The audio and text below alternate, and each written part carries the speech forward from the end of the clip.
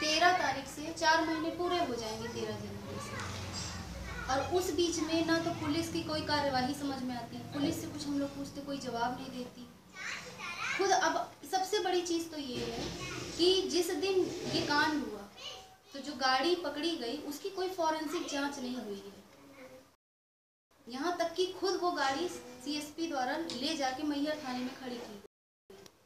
तो आप ये बताइए कि अपन इसका क्या मतलब निकालें? नई नई चीज़ें यहाँ वहाँ से हम लोगों को रोज़ सामने से सुनने में आती है, समझ में आ रही।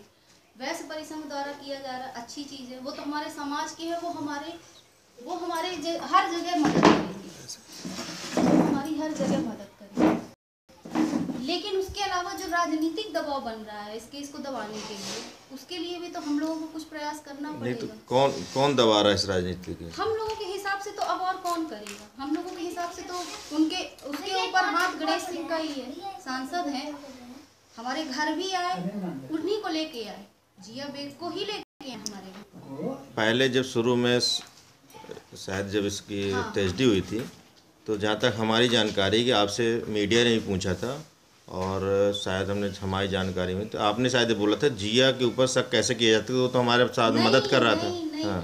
हमारे पूरे परिवार में से किसी ने ये बात नहीं, हाँ हमारी बात उनसे खुद हुई है फ़ोन पर, जिया से मैंने खुद पर्सनली बात की है और जो भी बात की है वो भी रिकॉर्ड में है। क्या बात हुई है? हमारा पैसे का लेन देन था, हम लोगों को ये लग रहा था कि हमारे बच्चे छोटे हैं तो थोड़ा पैसे का भी लेन देन क्लियर हो जाए, उसके बाद हम किसी के ऊपर उंगली उठाएं। लेकिन उसका कुछ भी समझ में नहीं आ रहा, ना तो हिसाब किताब समझ में आ रहा है। नहीं तो मेरा मतलब है कि ट्रेजेडी होने के बाद, अरविंद की हत्या होने के बाद आप पहले चाहती थी जीएस हम अपना पैसा निकाल लें, बाद में ये नहीं चाहते थे। पहले तो हम लोग 12-13 दिन दुख में थे, हम लोगों को कुछ समझ में नहीं आया। सबसे पहली चीज़ हम लोगों को यही नहीं समझ में आ रहा था कि हादसा किसने कैसे क्यों कर दिया।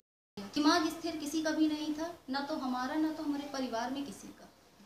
धीरे धीरे समय के साथ जैसे 12-13 दिन निकल गए, हम लोग अपने जो भी कर्मकांड थे सबसे फुर्सत हुए, तब हम लोग अकेले में बैठे, हम लोग सोचा हिसाब किताब सिर्फ उससे नहीं सभी लोगों को बुलाया गया, सभी लोगों को जो भी इसमें कौन थे इसमें आलोक अग्रवाल, महेश चौरसिया, आदर्श चतुर्वेदी, विक्की कुशवाहा, है ना, बीपी, इन सब से आपसे सबसे पैसा आपको पाना था? मतलब कोई लेन देन है, कोई भी जैसे मतलब तो मेरा मतलब कुछ मिली, हाँ, तो डायरी में इनका कितना लेन देन था, जैसे आलोक अग्रवाल का कितना था? इसका हिसाब आपको डायरी में मिलेगा, और ये जो भी हिसाब किताब है हमारे यहाँ हमने भैया के